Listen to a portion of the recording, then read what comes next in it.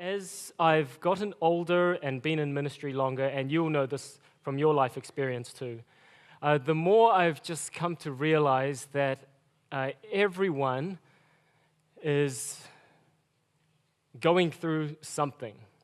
And you think about even just this morning, hearing from Jenny, and perhaps for many of us, until she came up here and told us about her loss, many of us would never have known that, and that the grief that she and Gary are carrying.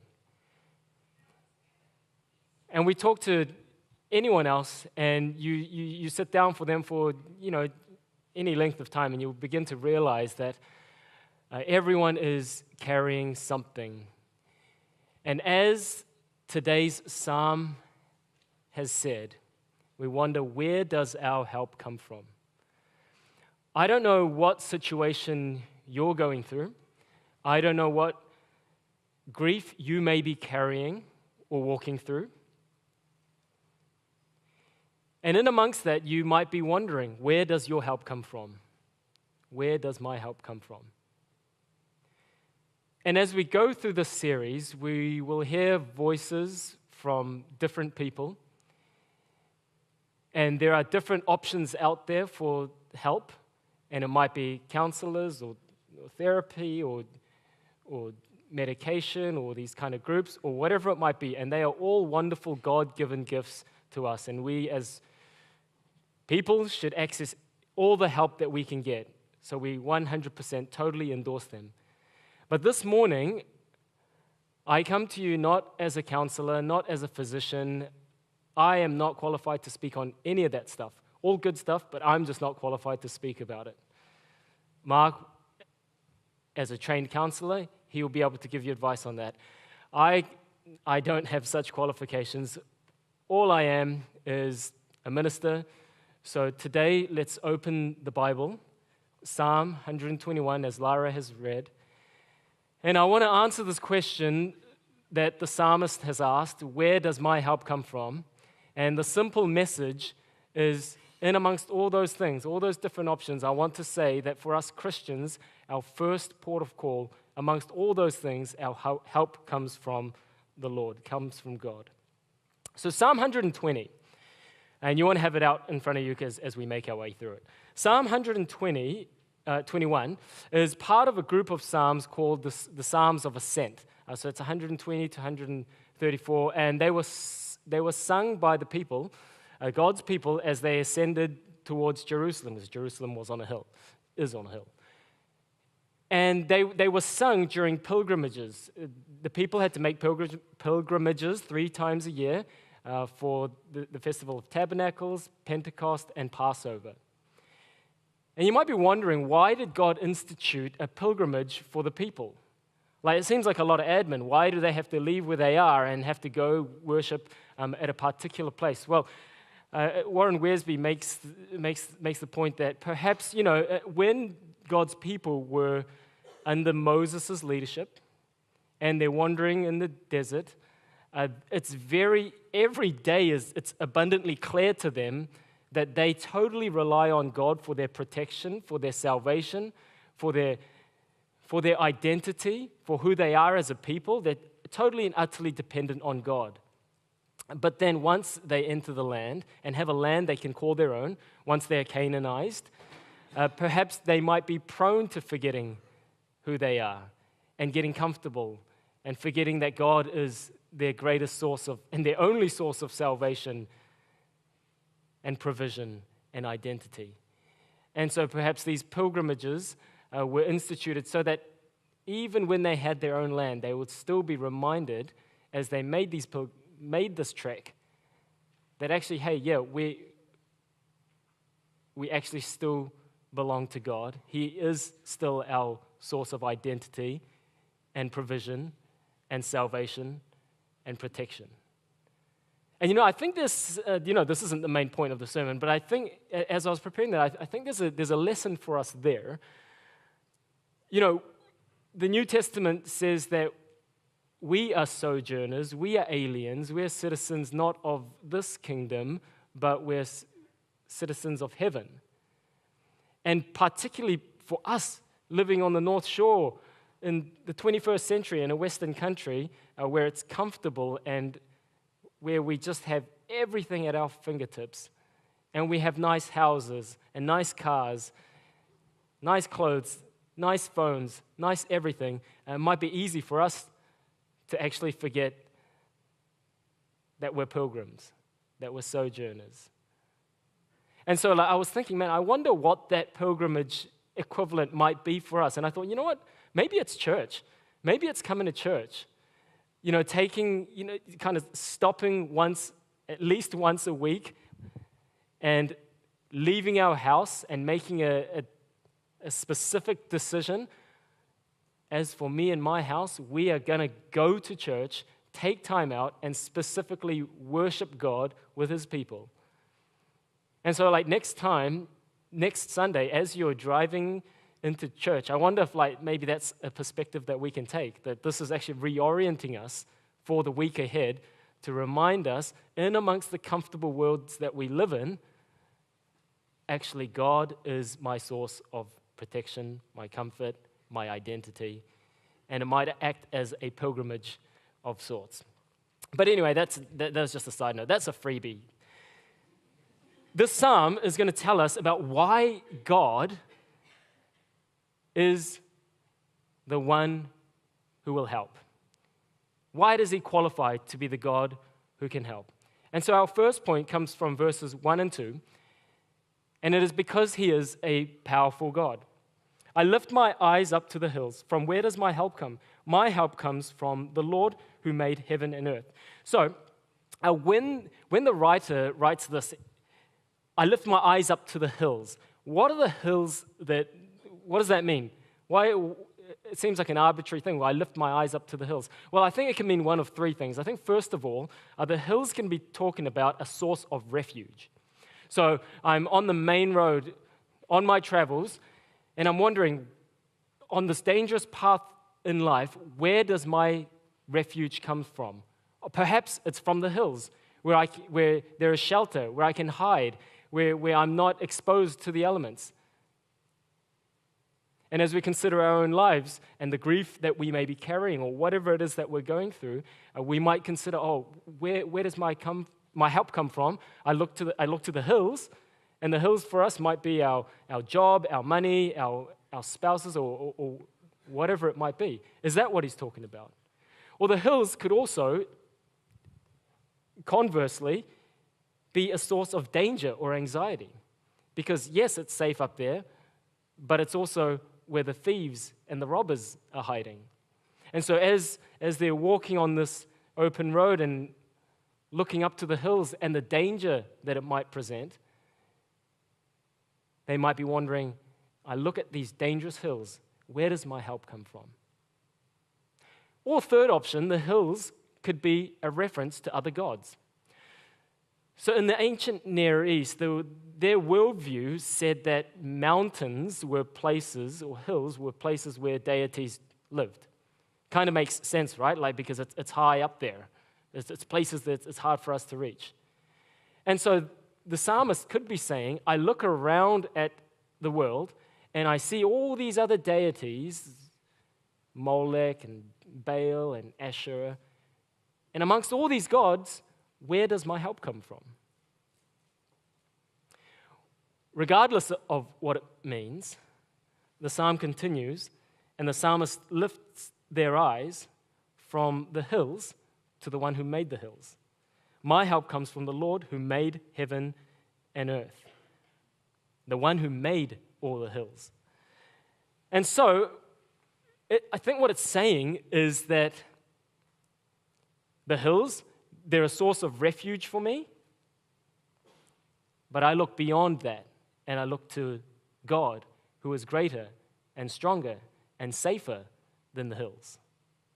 Or if he is looking at it as a source of anxiety and danger where the thieves are dwelling, then he's saying, I look beyond the hills to God, and my God is greater and stronger and safer than the threat that the hills might be towards me.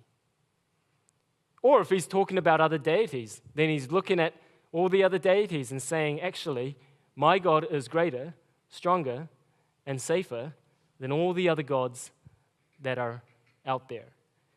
From where does my help come? Where will we seek the help? Well, this passage is saying that God is more powerful than any source of refuge we might have. God is more powerful than any source of danger we might experience, or God is more powerful than all the other idols that might be out there. And so God is our source of help.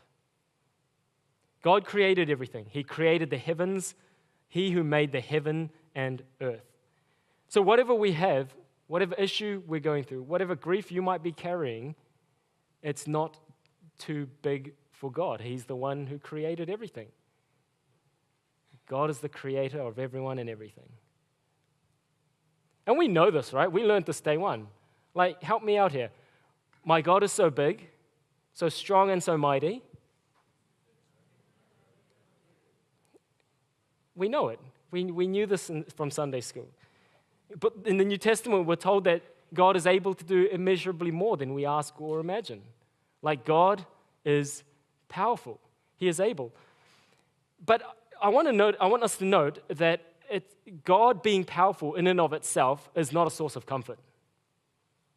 The mere fact that God is all-powerful and He created the heavens and the earth is, in and of itself, is not a source of comfort. And I'll tell you why. Because possessing great power doesn't mean safety. It's the one who holds that power that brings us comfort and safety. Adolf Hitler, he was pretty powerful.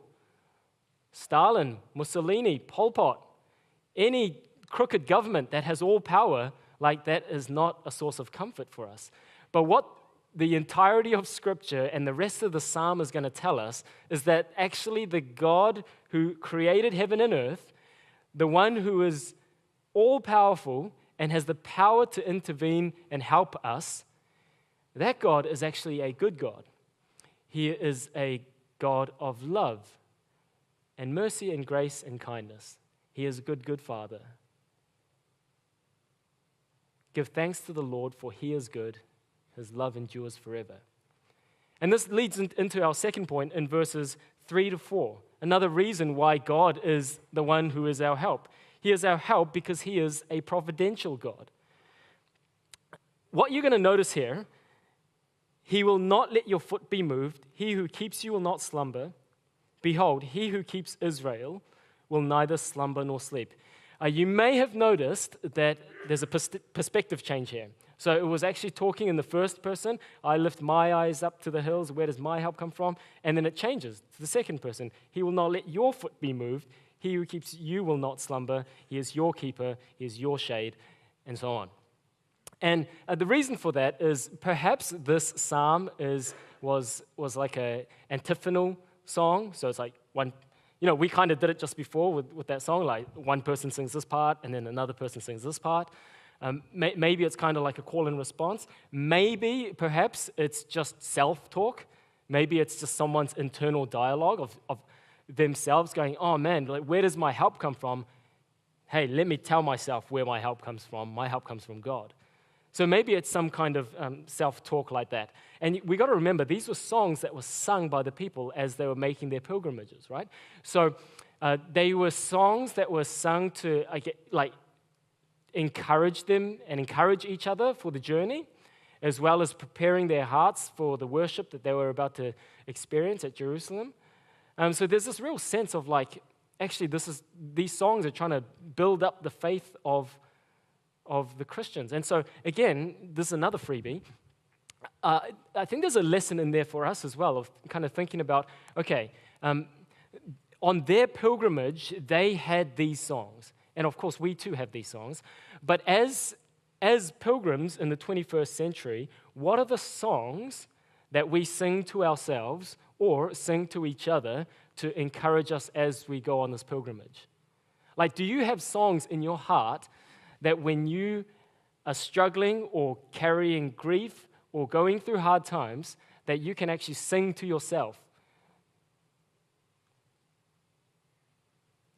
when Satan tempts me to despair and tells me of the guilt within.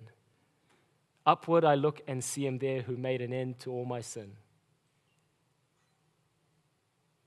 Do you have songs in your heart? And another lesson from that, I think, is for us when we gather at church. That when we sing, when we have the band up here and we sing, can I just gently request, particularly the men, like when it's time to sing, can we sing? And honestly, I promise you, I'm not saying that to like tell anyone off. This morning, I was there at the back with my family, and watching and hearing everyone sing, it was like being in heaven. That's what it's going to be like. But can I just encourage everyone to sing? Because like the pilgrims here encouraging each other, that's what our singing's doing. Like we're actually singing songs to each other. And so like when we gather like this and you hear the person going through cancer treatment singing that death has no hold on me, like that's actually saying something about this person's faith, and it's encouraging to the people around them. Do you know what I mean?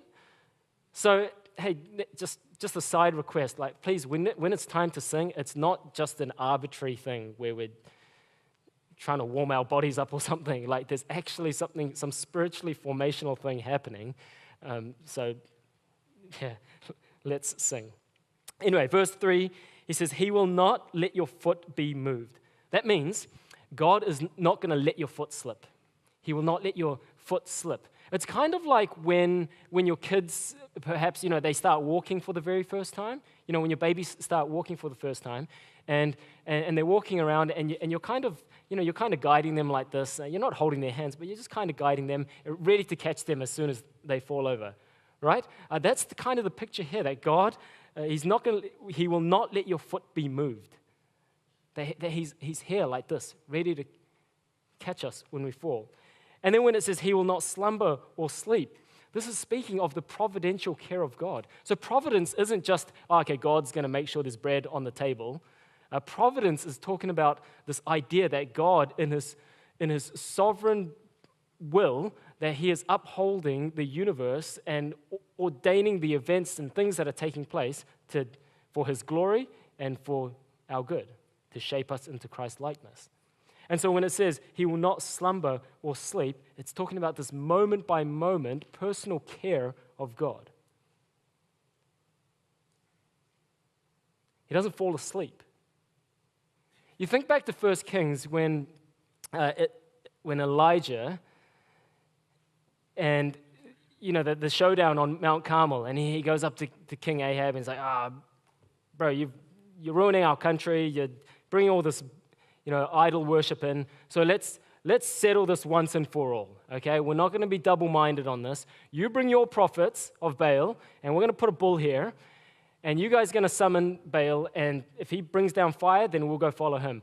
We'll set up one here for Yahweh, and if he sends down fire, then we're going to decide today. And do you remember what the prophets of Baal are doing? They're making all this noise, hoo-ha, they're like cutting themselves, doing all this, trying to, and what's his taunt to them? Say, hey, speak up. Maybe he's busy. Maybe he's relieving himself. Or maybe he's fallen asleep. What this passage is saying is God, Yahweh, our God, He does not fall asleep. He will not slumber. He who keeps Israel, so it makes it more personal, will neither slumber nor sleep. And so that means, what this passage is saying, I don't know the grief you're going through, but whatever it is, in that grief, God, moment by moment, in His providential care, is working all things for His glory and for our good. That it's not an accident, the situation that we're in.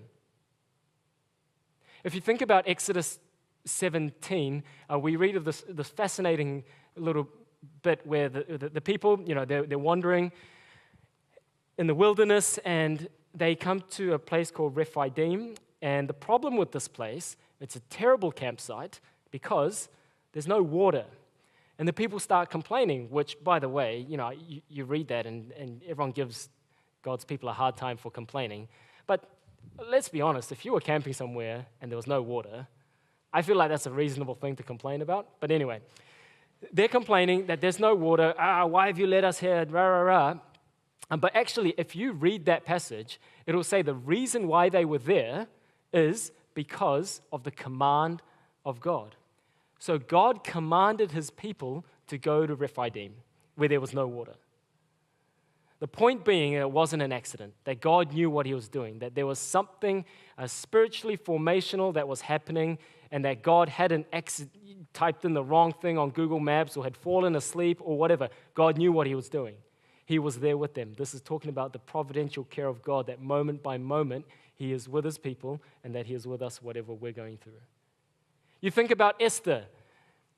And you know that the book of Esther is one of the only books in the Bible that doesn't, in the entirety of the book, does not mention the word God once.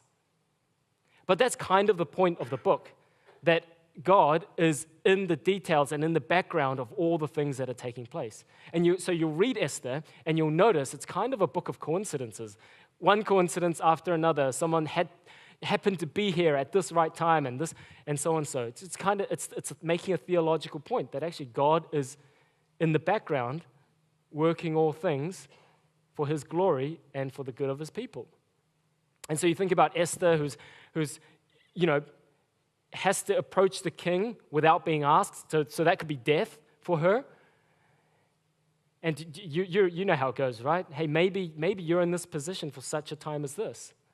And actually, God knew what he was doing, putting her there, and she ended up saving her people. You think about Joseph, right? You think you've got family problems. He got beaten up by his brothers, chucked into a cistern, sold into slavery, and then he was forgotten about, he was falsely accused. All sorts of things happened to him. And can you imagine living his life and going, what on earth is happening?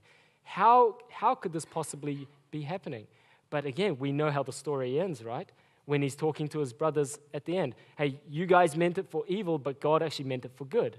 And there was actually a grand purpose in this. My point being that God, in his providential care of his people, nothing is by accident. The good God that we're talking about, this good Father, is actually ordering the events of our life, and he is with us. Do we understand it? No. Do we know all the background details? No. God is doing a million different things all at once, but we can trust that this good God cares for us and has it under control. And we can talk about Exodus and Esther and Joseph and all these kind of things, but I know that if we looked in our own lives and looked in the rearview mirror and think about all the highs and the lows that we've come through, I bet if we were to just spend a minute on it, that we could actually trace the fingerprints of God throughout our lives, and how even in our darkest times, you are here. Like you've made it thus far, because actually God has been with us and good to us and carried us through, all the way through. This is talking about the providential care of God. He who keeps you will not slumber. He will neither slumber nor sleep. Verse 4, it says, he who keeps Israel. Now, this is talking about, this literally means guarding. He'll guard and protect you.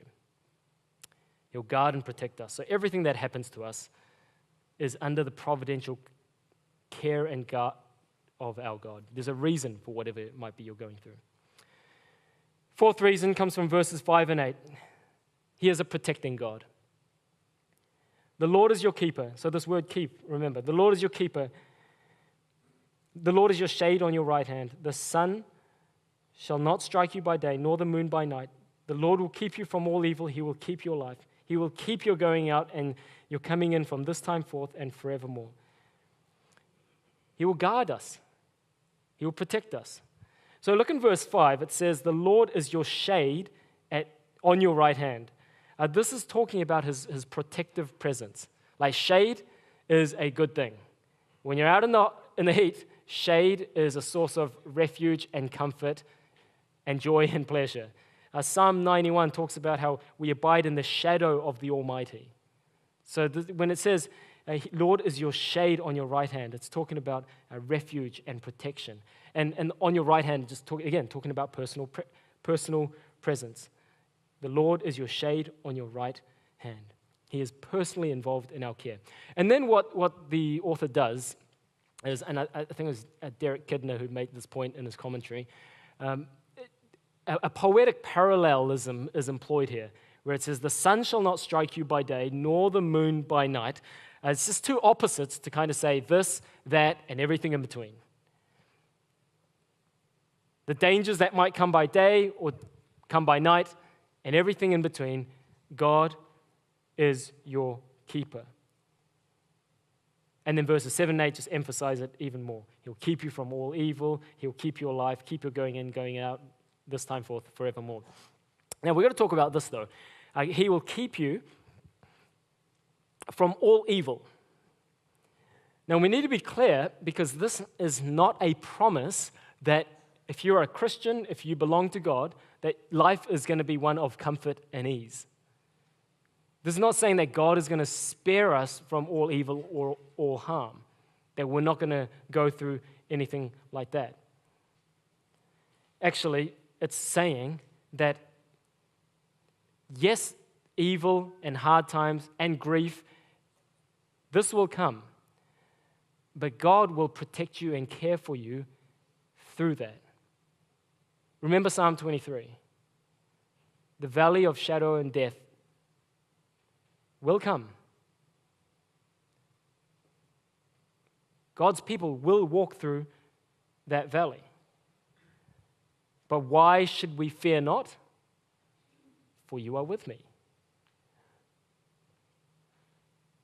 So it's not a promise that our lives are going to be comfortable and easy. In fact, the New Testament actually promises that if we live godly lives, life is going to be harder in many ways. But the promise of this psalm is that through it, God will take care of us and He will protect us. He will keep you from all evil. And maybe that might happen like literally physically. I don't know how all that works, but maybe God literally physically protects us in some situations. Maybe that last car crash you had where you got really bad whiplash or something, maybe, I don't know how this stuff works, maybe God supernaturally intervened and spared your life. Or even in like silly ways, like maybe you got a speeding ticket one time and that was God's protection on your life. Like maybe if you had gone 100 meters more, you would have crashed or something. I don't know. I don't know how all this stuff works, but I'm saying this psalm is saying that God protects us, and perhaps maybe in some supernatural way that involves angels or people, or I don't even know, maybe God protects us physically. But what I do know for a certainty is that God protects us spiritually and holds on to His people. God is not going to let His people go. And so we don't need to worry about, I yelled at my kids on the way to church today. Like, have I fallen out of the grasp of God's hand in salvation? No. Like, God's not going to fumble us. Jude 24. You don't need to go there. I'll just go there quickly just now. Think about the words that we've just read, and it's echoed here, speaking about God's spiritual protection for His people. Now to Him who is able to keep you from stumbling and to present you blameless before the presence of His glory with great joy. Whatever pain or hard times or grief we might be carrying or going through, we can rest and trust that hasn't disqualified us from being God's children. That somehow because I'm carrying this grief and I feel far from God, or I feel angry towards God, or whatever it might be, that somehow that we've fallen out of His family or His hand. It's not the case. And so the point is, no matter how hard faith might be for you right now, no matter how difficult it seems to trust God in the heavy grief that you're walking through, the encouragement is keep going, keep trusting. The final reason I want us to look at comes from verses 2 and 8, really the whole psalm. And the reason he is our help is because he is a personal God. You'll see in your Bibles here, it keeps saying, my help comes from the Lord who is your keeper. This is speaking of the personal name of God, Yahweh. This is the God who has specifically revealed himself as the I am to his people. So it's making a theological point that, hey, my help does not come from Baal, does not come from Asherah or any of these other deities out there. We're talking specifically about Yahweh, the Lord. And of course, those of us who live in the New Testament, we know that God has revealed himself in the person of Jesus Christ, that he has taken on flesh and come down to us because we could not make our way up to him. And so in Jesus Christ, in the person of Jesus Christ, we're actually told that he is the radiance of the glory of God and the exact imprint of his nature. And so God has revealed himself in a human being in Jesus Christ. And this God who has come down to us and has revealed himself to us says, follow me. He says, whatever grief or burden or hard times that you're going through or carrying, give it over to me. Pass your burdens onto him. Seek refuge in him. So I want to ask us again, as we opened with, where does your help come from? Maybe you haven't thought about that. Maybe you're not going through some hard grief, and life is more or less okay. And so we don't need to think about, where does my help come from? We just carry on day by day. But is what we're putting our hope in, is that going to last? Are our jobs forever? Is our wealth forever? Is our health forever? No, it's not. And so I want to ask the question to those of us who are more or less cruising, where does our help come from? Where does our security come from? Those of us who might be carrying deep grief today, I don't know how God will meet you in your situation. I'm saying our help comes from God, and I'm saying the Bible is saying we need to go to him, but I don't know how God's going to minister to you. He might supernaturally lift that heaviness of pain in your heart. Or he might give you the grace to persevere through it. Or he might bring the exact right person into your life who's going to help you through it. I don't know. I don't know how God's going to do it. But this is saying he is a God that is worth trusting and going to seek our refuge and find our help. So I want to invite the band up, and I want to do this. I want to make us feel uncomfortable. You know, in our day and age, everything's go, go, go. Everything's so quick. And silence is like anathema to us. Like we can't deal with silence. But listen, I don't want us to hear the sermon and go, okay, cool. So the Lord's my help. I'll think about that next time. I want us to consider, before we start singing, just for 1 minute, it's just 1 minute of silence, just in our own hearts, come before God and say, God, what is the area of my life that I need your help in? What is the area of my life that I need your intervention and you to show up? Because we either all carrying grief and know it, or if we think we're cruising, then we're probably blinded. So that's the whole message. And I'll leave us now with 1 minute to come before God and ask him, Lord, where do I need your help? God, would you please help me? And then we'll sing.